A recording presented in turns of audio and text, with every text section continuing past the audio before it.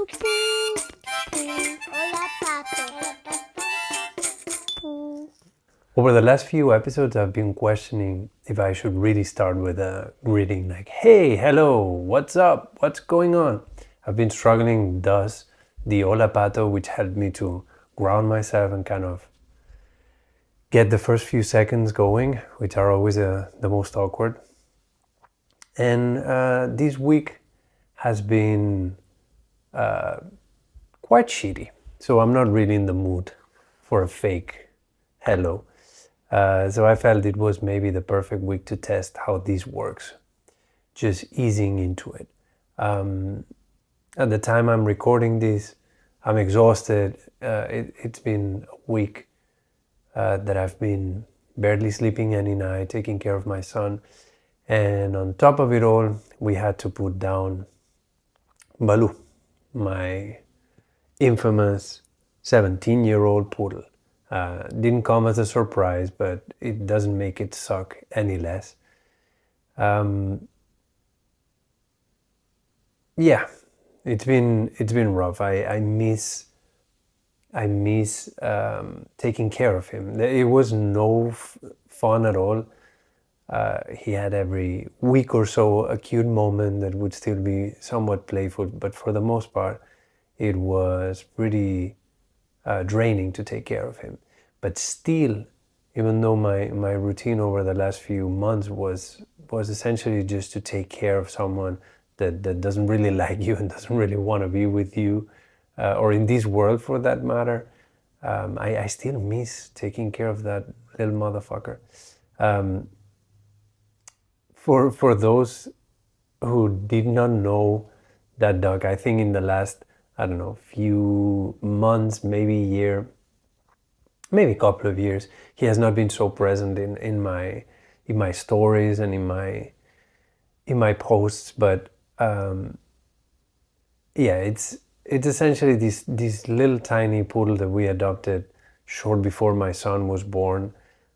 He used to be like, actually we, not we. I wouldn't blame my wife for that, for doing such a stupid thing, but I forced my son to call him Uncle Baloo because I always joked around saying it was my wife's brother. So essentially he was the, super best friend, sidekick, inseparable, battalion companion from my wife's mom, Ursula. Everyone who loved him knew that they had kind of like a I don't know, like a indestructible bond. Ushi, like Ursula, everyone knew her as Ushi, didn't allow him to touch the ground for essentially 10 years that they were together. He never ate his food. She was always shocked, like, oh my God, this dog and I, we have the same exact taste in things. He loves Christmas biscuits. He loves vitello tonato, carpaccio, and all the things that a dog should definitely not eat.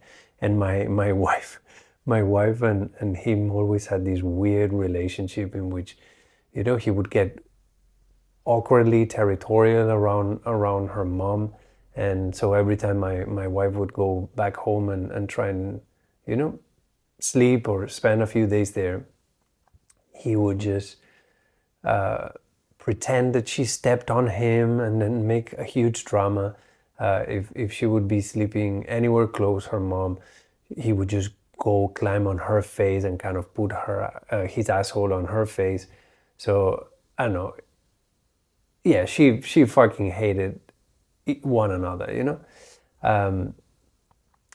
So I was really curious to meeting him after hearing all these stories. When we started dating, he was like, oh, like, we're gonna go visit my mom over Christmas, and like,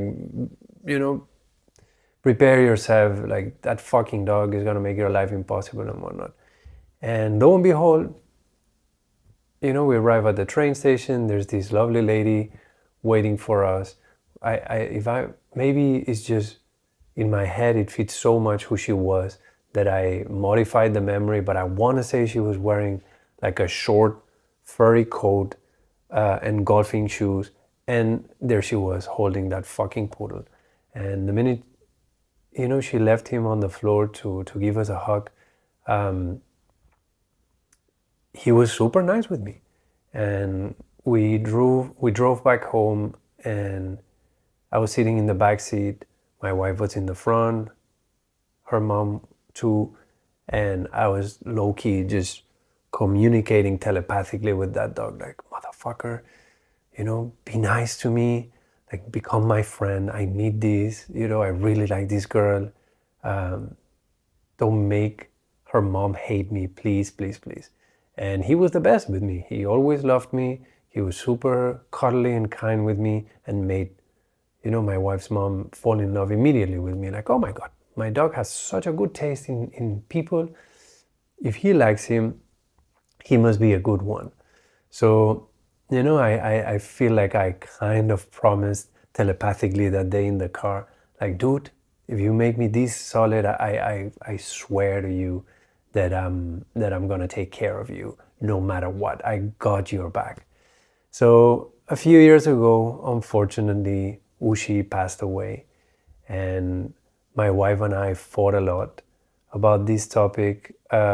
She felt it was a horrific idea, but I truly, honestly felt that the right thing to do was to adopt fucking Baloo.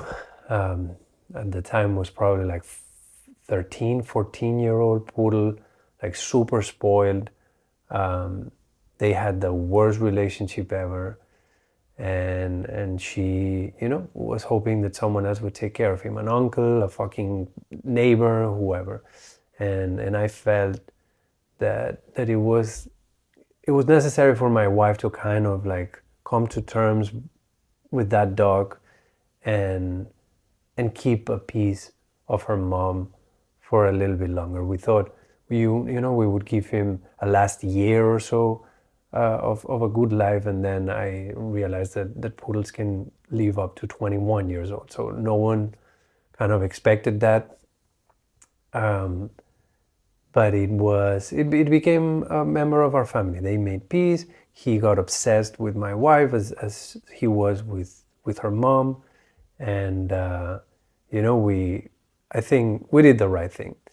For as much pain as I have this week, and for as uncomfortable as the way to get here was.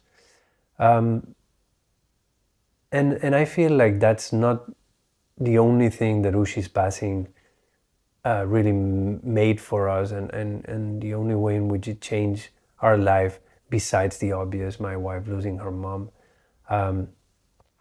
It came essentially with a ton of heartache and painful things, but it brought also things that made our life better in a way. And it's really strange to have this conflicting feeling of good things that came out of something so horrific. But without her passing, my studio would not exist, Hiragana would not exist, the people that I work with, the little family that we've built, all the good things that have come from that, all the good things that has come, that has brought not to my life only, but to the life of many others, wouldn't have existed without her passing. They say that success occurs when opportunity meets preparation, right? I don't want to sit here and play dumb and humble, and say that I was nowhere close to having a studio until she passed, and a few assets were sold, and a little bit of money was scraped from here and there, and it gave us the initial investment. I was fucking ready for it. The preparation part, I was killing it. I had done exactly the same process that I had to do with my studio. I had done it 5 times before for other people. But you need these two to really converge at a point in time for things to happen. So really, without her like assets, and not only the assets but also the motivation, Hiragana would not exist.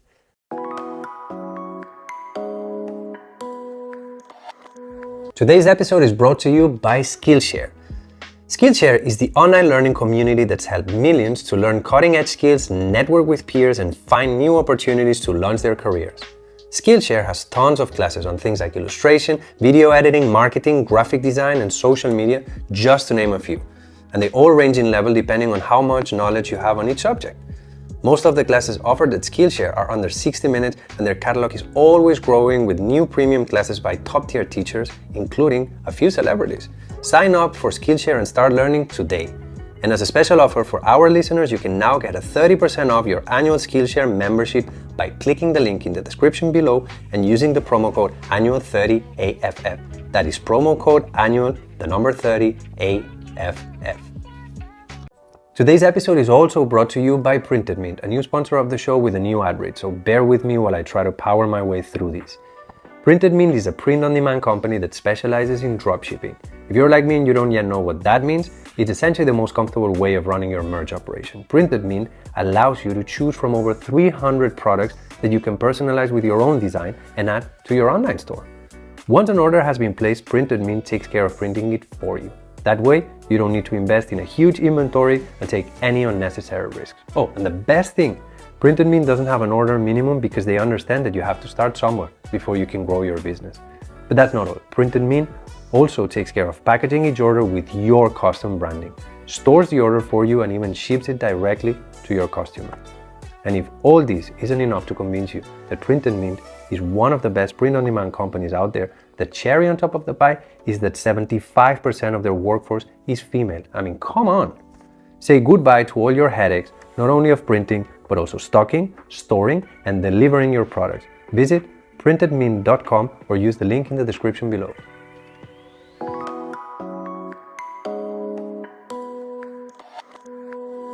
And when I say motivation, I mean, the same way that I try to do right by the dog, knowing that it's what she would have liked. I felt that using that money to honor a little bit her memory and do the things that she was always complaining about was the right thing to do. She would always complain about how stupid it was for us to be, so reckless with renting and going from one flat to the other. And she expressed so many times that she would feel much better if we would find a way to own some property. And the other thing that she always said is like, why are you doing this work for others to profit? You have enough experience and you're talented enough to do that for yourself. So when that money landed on our laps, we used it to, get the place where we live and the bank owns, but we're, slowly and painfully paying back to them, and to get the initial investment that we needed to open Hiragana. But, the fact that opening the studio was so tied to her life and her passing did not only have a major impact on the fact that we acquired a physical space and equipment and whatnot that would allow us to operate inside that space. The soul behind the studio, the I don't want to call it a mission statement, but really the aura that people feel that the studio has, that would not be what it is without her, the way everyone says that the conditions are great and that the atmosphere is nice and that the people that work there are so kind, it all ties to having to, in a way, honor her memory and celebrate her life the way she lived it. And it would be impossible to do that without being as kind as we are and taking such a family approach. I think if I would have just figured out a way to open the studio on my own without getting that lucky or unlucky and coming up with the with the resources unexpectedly to all of a sudden in such a weird historical moment like was 2021 to open a studio. I think probably the ethos or whatever, the aura or the soul of the studio would be much different. But because it happened connected to the life of who it is connected, and because it happened in the way it happened, it forces me and my wife to kind of review always every decision that we take, and ask ourselves if Wuxi would be proud of what we're doing and what we're achieving, right? And oh boy, oh boy, oh boy, would she be proud. That her life effort allowed us to facilitate opportunities for so many people, especially young, talented female artists. She was like an old school German 70s feminist, and I can almost hear her being super annoying, telling everyone in every coffee and dinner how much she's helping and contributing not only to the art but also to feminist art in Berlin. She would be super proud of what we're doing, and I think not only because I naturally gravitate more towards working and I don't know, living with women, but I also feel that for as long as the studio exists, there will always be a very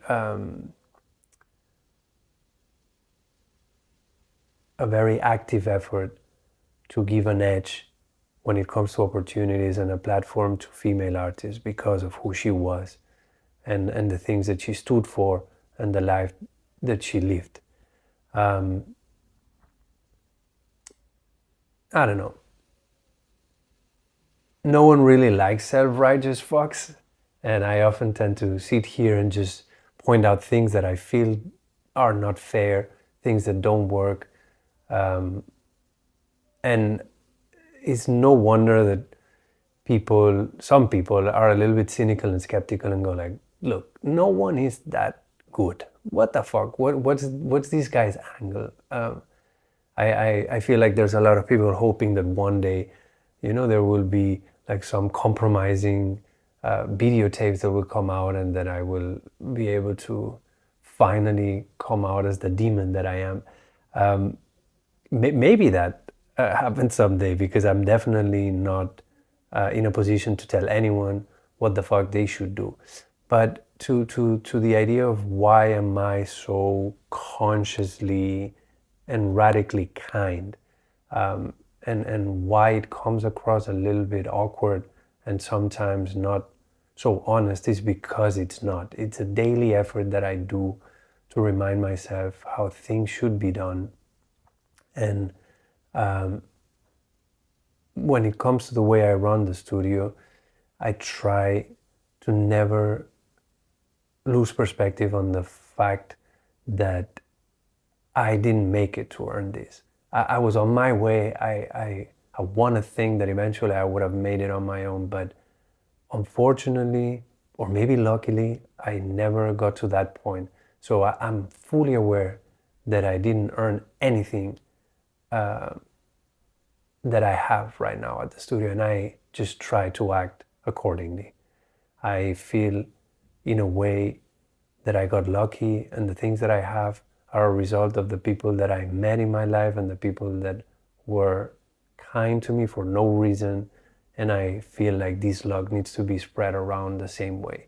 I want that in many years, when people tell their story and they trace back, a very successful career and life in Berlin, they hopefully come to, a lot of them, to the same point, like, oh, I just got lucky to meet this group of people, and that unlocked the rest. Because it's truly how I feel about having met my wife and having met her family, having been shown the love that they have for one another and the way they carry themselves.